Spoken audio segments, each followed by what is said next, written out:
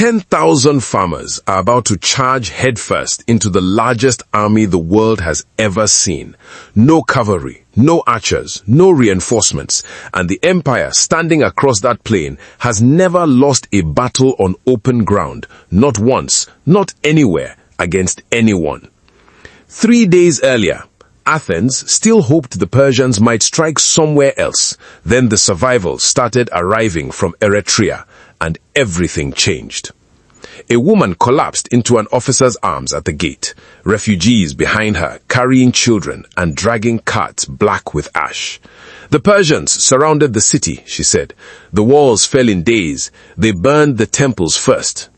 Panic spread through the agora faster than the refugees themselves, until hooves thundered through the streets.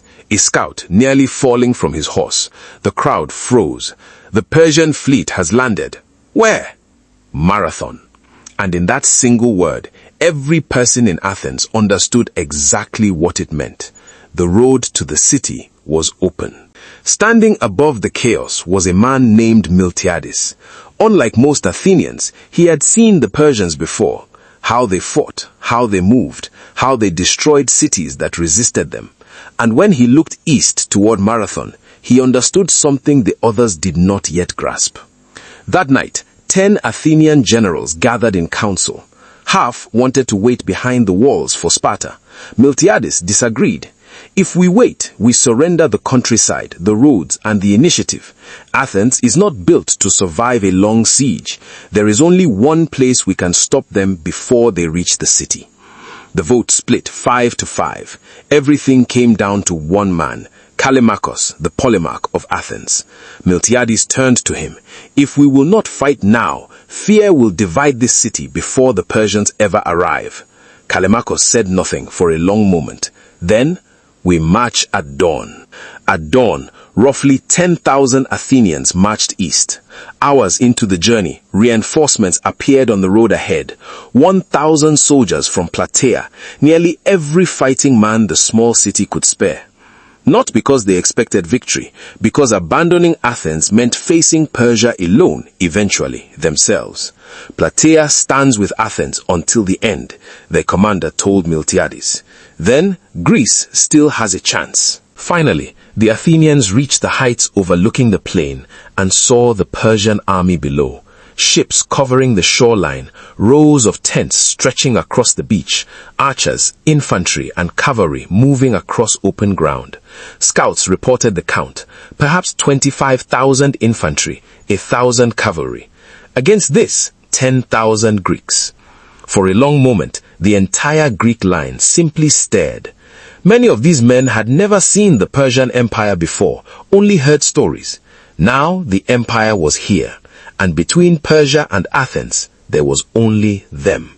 Miltiades sent a runner south, Phidippides, who knew the road, nearly 240 kilometers to Sparta, on foot, with one message. Tell them Athens stands at Marathon alone. Before sunset, he disappeared into the mountains. There would be no answer for days. The two armies settled into a tense standoff. Neither side attacked. Every morning, the Athenians woke to the same sight, Persian cavalry maneuvering across the open plain below, a constant reminder of exactly what would happen if the Greeks fought on the wrong ground. The Persians weren't worried. These are farmers with shields, their commander said. Athens will fall when we decide it falls. Days passed. Word finally came back. Sparta could not march yet.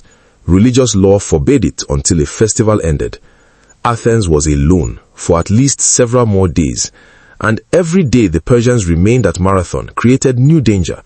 They could attack, they could sail directly for an undefended Athens, or simply wait for fear and exhaustion to do the work for them. Inside the Greek camp, doubt began to spread. Some commanders started reconsidering the decision to fight at all. Then something changed. Greek soldiers noticed unusual movement near the Persian ships. Horses being led toward the shoreline, crews shouting across the surf. A scout came running. The cavalry camps are empty. Historians still debate exactly why, but from the Greek position, the plain suddenly looked different. Less movement, fewer horses. Miltiades understood immediately. If the cavalry was gone, even temporarily, this might be the only chance the Athenians would ever get. We attack now. Are you insane? Yes, prepare the men. There was no ideal option left, only costly ones. He chose the one he judged most survivable. Miltiades made one final adjustment, strengthening the wings, weakening the center. Not because he wanted to, because the line had to stretch wide enough to avoid being surrounded. It was a gamble that could destroy the army if the center collapsed too fast. The Greeks began advancing slowly at first, shields locked, spears forward. Then they accelerated, an entire army of hoplites charging directly into Persian missile range. According to Herodotus, the Persians thought the Athenians had lost their minds. Bronze crashed into the Persian line, spears shattered on impact, shields slammed together across the entire front. For a moment, the sheer violence of the charge staggered the Persians completely. But in the center, where Persia's strongest troops were positioned, the resistance hardened. The Greek center began stumbling backward, driven uphill, formations buckling under the pressure. For several terrifying minutes, it looked like Miltiades had made a catastrophic mistake. The Persian breakthrough was happening exactly where the Greek line was weakest. But on the wings, the battle was unfolding completely differently. The heavier Greek hoplites crushed the lighter Persian infantry, and instead of chasing the fleeing enemy, the wings turned inward. The Persian center, moments from victory, was suddenly exposed on both sides. The flanks are collapsing. Pull back. What looked like triumph turned into compression, confusion, panic. The Persian line folded in on itself, and then it broke. The empire that had never lost a battle on open ground was running for its ships. The Athenians pursued them all the way to the sea. Some fled into the marshes. Others tried desperately to launch their ships before the Greeks reached the shore. Fighting erupted in the surf itself. Eventually, the surviving Persian ships pulled away. The Athenians had done what no one believed possible. They had defeated the Persian invasion force.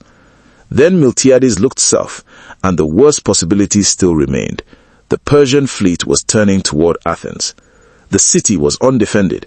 If the Persians landed before the army returned, everything achieved at Marathon meant nothing. There was no celebration, no rest, just another forced march, exhausted men who had just won the impossible battle of their lives, running again, this time to save their homes. The Athenian army reached the city just in time. When the Persian fleet appeared offshore, it found Athens waiting, armed, organized, still standing. The Persians turned away. For the first time in history, the Persian Empire had been defeated in open battle by a Greek army, and the psychological shock of that fact would echo across the ancient world for generations. Even Sparta arrived too late to fight. Spartan soldiers walked the battlefield at Marathon, studying the Persian dead, silently acknowledging what Athens had accomplished without them. But Marathon did not end the war. In Persia, King Darius immediately began preparing a far larger invasion. Then he died.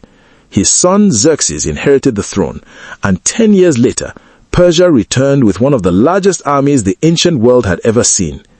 The next time the Greeks faced them, it would not be on an open plain. It would be at a narrow mountain pass called Thermopylae.